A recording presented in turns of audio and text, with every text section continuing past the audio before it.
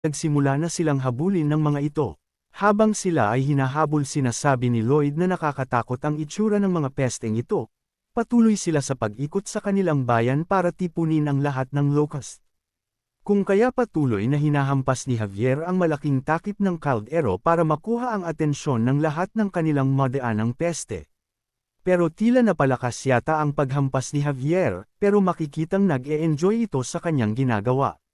Sinabi ni Lloyd na nakasulat ito sa libro, na kung saan ang mga locust ay tumutugon sa mga ganitong uri ng malakas na tunog.